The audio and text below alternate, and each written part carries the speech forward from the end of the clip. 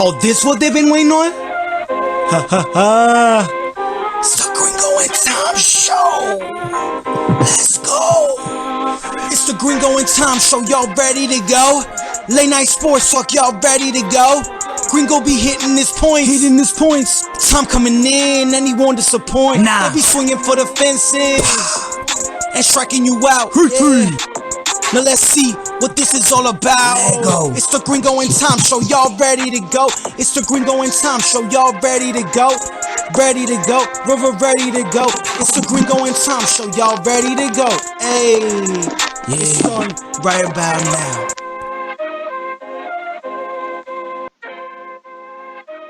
All right, everyone. It's the Gringo and Tom Show, coming you to a new episode today. As always, my name is Gringo, diehard Yankees fan, as you can see by my shirt, with my boy over here, Tom, your other diehard Yankees fan. How's everyone doing today? / Dodgers. Yep. But Yankees fan first, always. That's right. Okay, so today we're going to start off with the storylines of the week.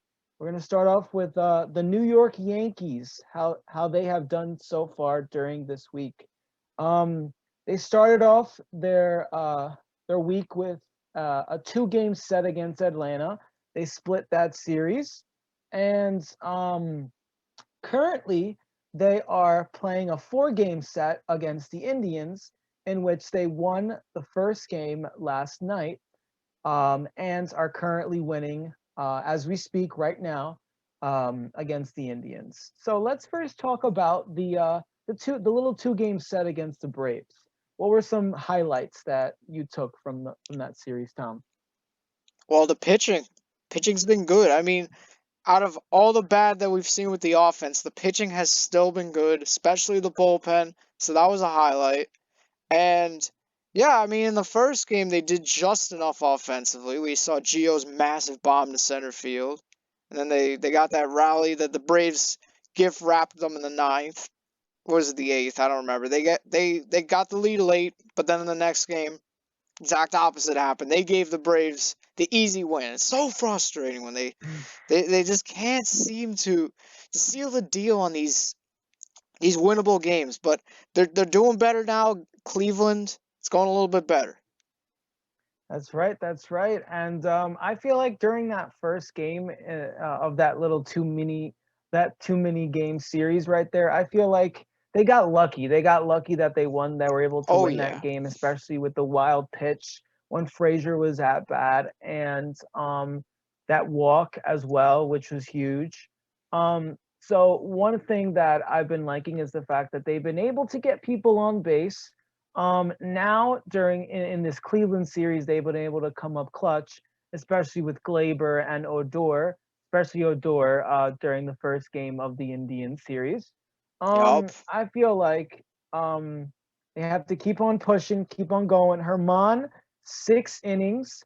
This is the 3rd time of the season that a starter besides Cole has gone 6 innings plus. Wild. Yeah. Crazy wild, stat. Man. Crazy stat. But 7 wins, 11 losses, it's, we're getting in the right direction, and our bullpen definitely has been a huge help for us. We have taken them for granted on some occasions. Oh yes. Yeah. Oh yes. Especially Aroldis Chapman, dude. He has been on another level so far. He struck out almost every single batter he's faced. He struck out the side in his last outing. I think he's only got 2 batters that have not struck out against him this year. He's been that good. He's just back to the Cuban Missile himself. He's back to it. He is. And by that I meant 2 outs that are non-strikeouts. So every out besides 2 has been a strikeout for Chapman. Solid. Unbelievable dominance. His fastball is almost as good as it was back when they got him in 2017, 16. It's up to those levels. His splitter is nasty. I can't wait to see what he's got in store. He's mad about the home run, dude. He's mad at Brasso. He wants to right the wrongs. He wants to prove Yankees fans that he can. He's the Cuban Missile. He's gonna bomb the Rays and the Astros and anybody who comes in his way. That's right. That's Hype right. to see it. Hype. 100% ready to see what happens as the Yankees try to get out of this little woe that they've been having the last 10, 12 plus games. And let's see what happens. Let's keep on continuing with some positive energy in this Cleveland series. Yeah, a lot of smiles yesterday. Good vibes. Keep it up. Yeah. Which brings us to our next storyline, which is the Mets being swept. They got swept by the Cubs. Oh, man. The notable of the last game of the series, them losing in extra innings. The Mets, that's what we talked about in the last podcast in terms of the Mets, where you see that people are bringing, like, they're so much into the hype. They're in the top 5 in the rankings, yet you can clearly see that there are some gaping holes on this roster. I like the Mets a lot. I still think they're going to win the East, but you're right. There's things that need to be improved upon. And I think the biggest thing is probably just making sure that they know what their bullpen's going to they have roles for their bullpen. I feel like there's guys that really don't know what they're supposed to be doing in there. Edwin Diaz had a rough time in that extra inning game. I still don't know. I guess he's their closer, but he's not been used in every save opportunity, so it's kind of weird. They need to figure out what's going on in the bullpen. They need to defend better, dude. Like, we keep talking about the Yankees having bad defense during this sloppy stretch, but that's been the Mets' problem since, like, forever. They still haven't fixed it. They need to have, like, besides Lindor, no one is like a sure-handed infielder. They need guys who can just make the plays that no one else can make, and when you got guys like Stroman who are going to give up ground balls, you need to get guys who can catch the ball. But we'll see. I still think the Mets are the best team in the East. It's feeling like they're the best of the mediocre instead of the best of the best. So you're saying they're more of a balanced team that you could see them making the playoffs, but it's gonna be a tough road in terms of how they're gonna get there. You Yeah, could I see think they're them. making it. They're making it, Yeah. but there's gonna be a lot of bumps down the road. Jacob deGrom, they got to win his starts, and they've been Oh my doing a little gosh. bit better. Like you said, free to Grom, Oh, free to Grom, free deGrom, 65 of bro. his starts. Free deGrom. It's amazing how the Mets just cannot win his starts. What are they, like 10 games under 500 since 2018 when he starts? That's ridiculous. It reminds me of when Bartolo was on the team, where Bartolo would give up maybe 2 or 3 runs. The team would be, let's say, winning maybe 3-1 or something. And then Yup, out of nowhere, the bullpen would just mess it up. And this is like the situation that's been going on with DeGrom. And like not even getting absolutely. run support. Where the Marlins game a couple weeks back, the score was 1-0. It was in the 9th inning. He was outdueled. Yeah, he was outdueled somehow. The Mets just they can't seem to find ways to put together the rallies they need to when DeGrom's on the mound. I don't understand how it's happening. Even in Colorado, they won that game 4-3, but they tried their best. They made that error, and DeGrom ended up giving up the home run because he should have gotten the third out, but then he gave up more runs after the error happened, so ended up giving up 3 runs. The Mets just can't make those mistakes, even with DeGrom on the mound. Gotta be Yeah, better at the fundamentals. gotta be better. And you can see they're a flashy team. They're an exciting team. Absolutely. Especially with Lindor, and you have Dom Smith, who's Oh, also a he's flashy my player boy. himself. He's my favorite hitter on the Mets, Dom Smith. 100%. And you got the polar bear himself, who's shown to be a streaky hitter himself He's as coming well. back a little bit. He's Yeah, doing some damage. yeah, yeah. I have So high expectations for him. yes, especially with a couple years back, Rookie of the doing year, what he home run did, record. home run record for a rookie. Yeah. Our next topic, in terms of storylines for the week, is going to be the Nationals, who have two of their biggest stars on the ILs with the likes of Juan Soto and Steven Strasburg. Um, that's a big blow for them in terms of the Soto situation because Soto is the heart and soul of this team. You could tell he's he's the guy that lights that match, and when he's going, everybody else is coming with him, and they just do considerably better. You can it shows it in the numbers. Yeah, he's the wonder kid. And that's an understatement, dude.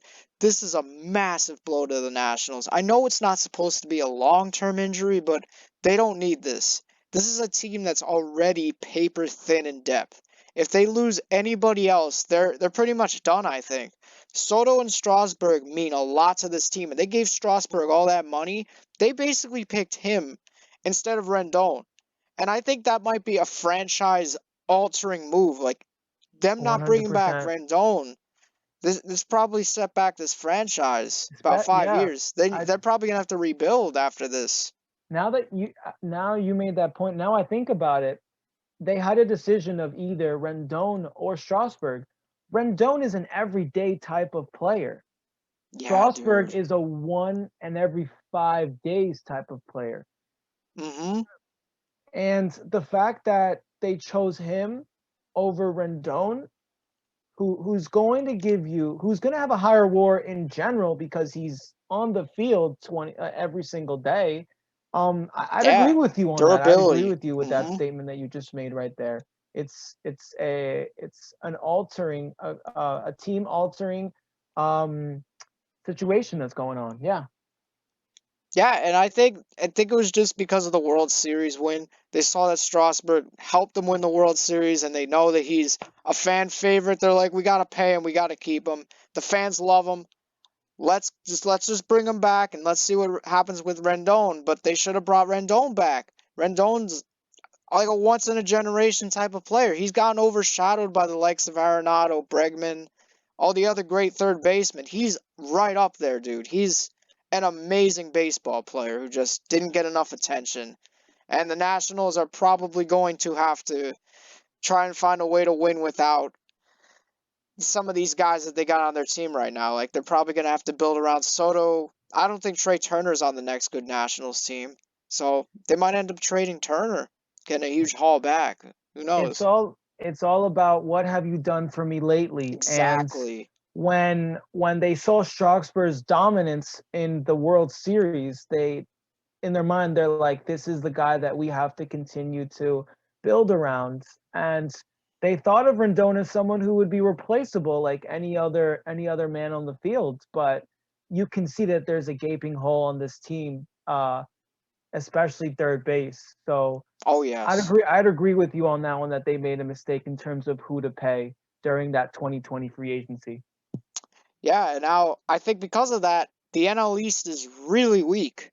You Mm, see teams like the Marlins, they're kind of stepping up a little bit, but I don't believe in them, dude. no, There's people saying the Marlins are a good team. No, no, no, no, no, no, no, no, no. Chill, bro. Chill.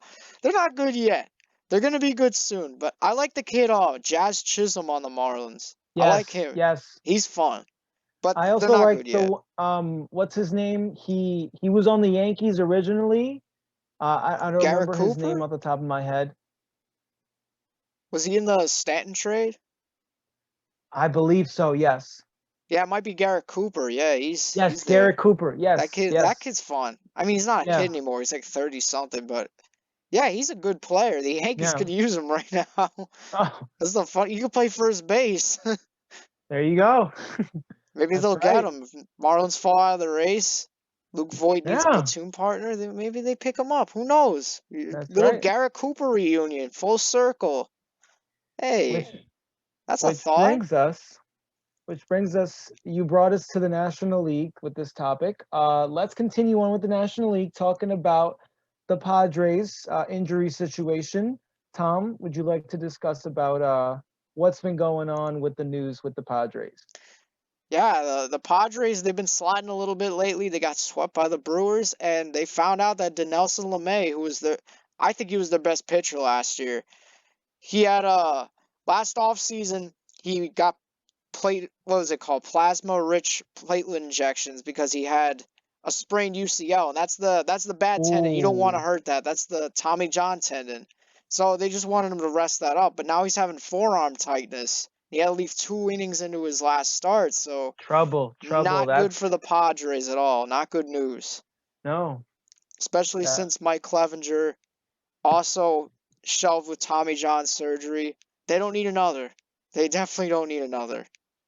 Not at all, especially come playoff time when they're going to need those big horses, especially Exactly. with the likes of potentially playing the Dodgers in the NLCS. They're going to need everyone, all hands on deck. Oh yeah.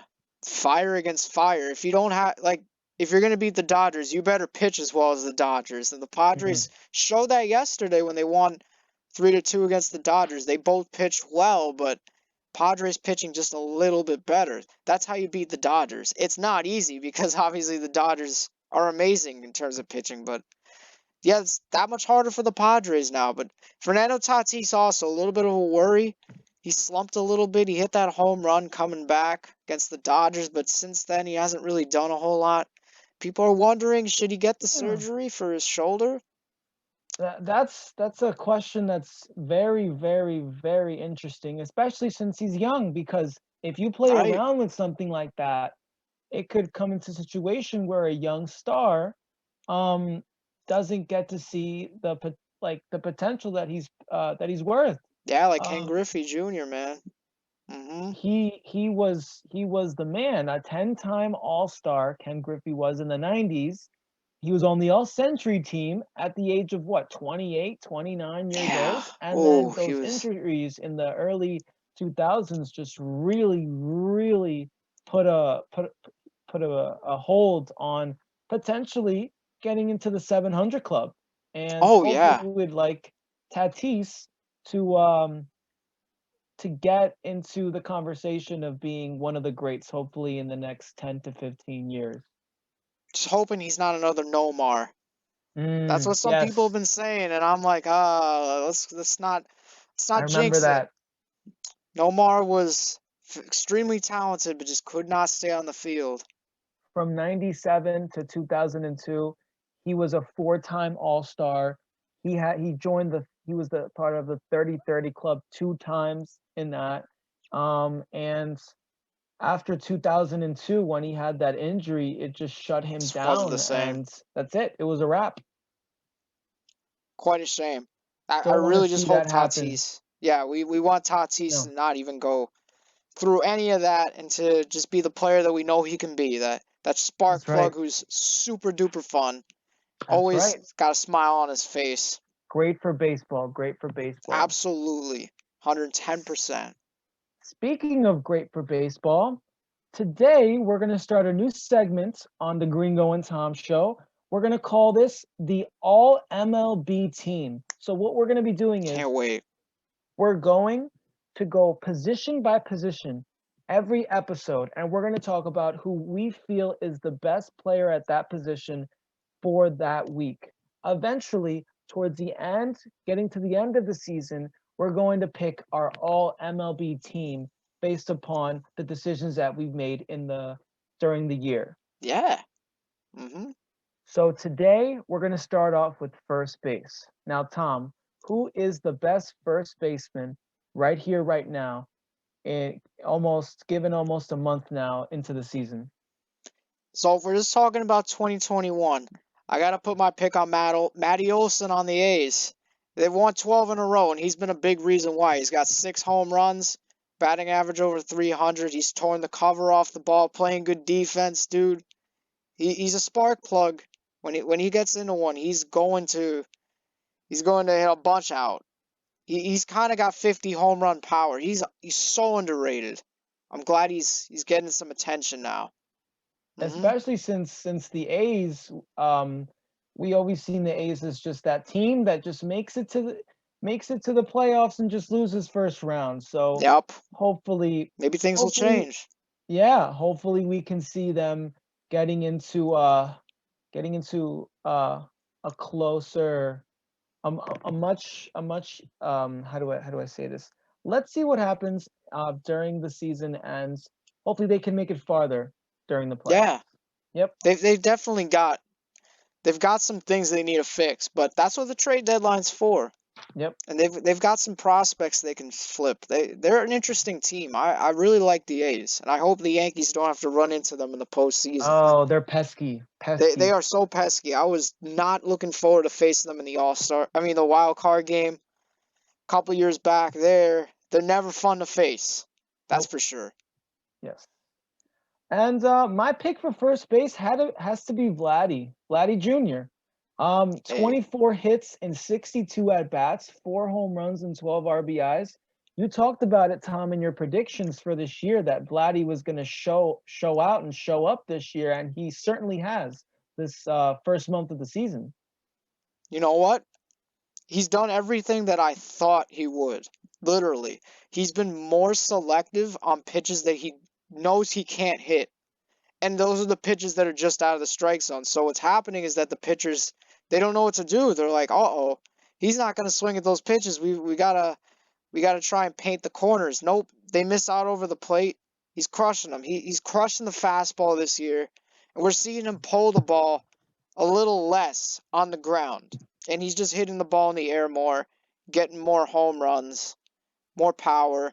Love Everything to see we've it. wanted from Love him. to see it. Tearing it up. Yes, yes. Super fun for the He, game. he was one of those youngsters where during that 2019 season, everyone was like, yeah, he's not going to be as good as his father, but let's not compare him to his father. Let him be the unique player he is, and let's see what happens. Let's see what happens with how he's able to, in a sense, get out of his father's shadow and just be him. Oh, he's loads of fun. Mhm. I can't wait to see what he can do in this full season because he hasn't had a full season. No, 2019, his rookie year was cut short because he got up late. 2020 cut short because of the pandemic. This is his first full season. full I season. cannot wait. Yep.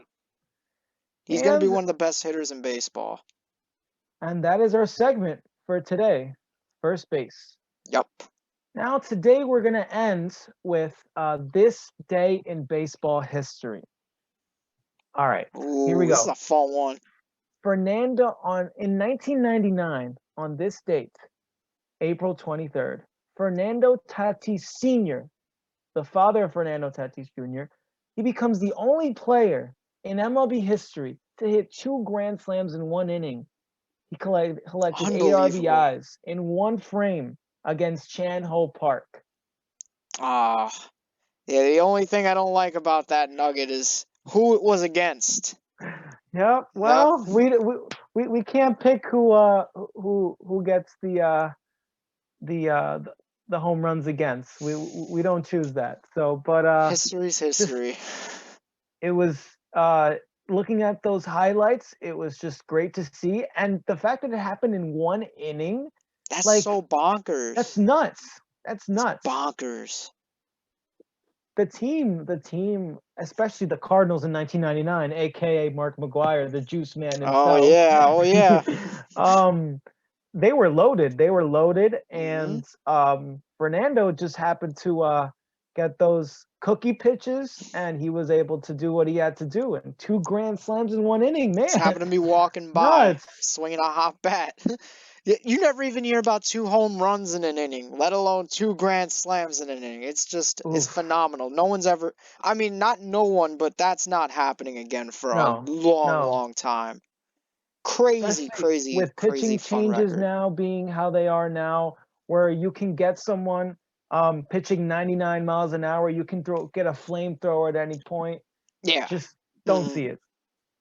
Yeah, because as we saw, Park was the starting pitcher, which means that he was left in to face these guys for as long as he did to get this rally going.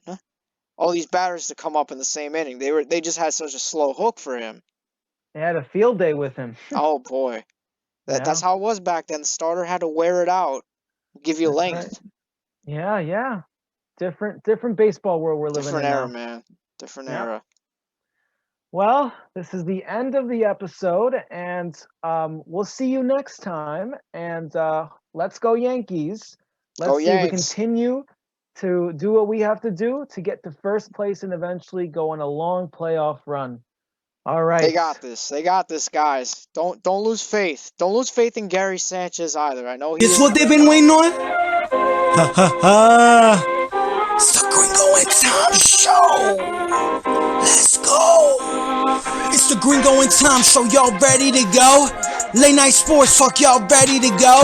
Gringo be hitting his points. Tom coming in and he won't disappoint. They be swinging for the fences and striking you out. Yeah. Now let's see what this is all about. Let go. It's the Gringo and Tom Show. Y'all ready to go? It's the Gringo and Tom Show. Y'all ready to go? Ready to go. River ready to go. It's the Gringo and Tom Show. Y'all ready to go? Hey, it's done right about now.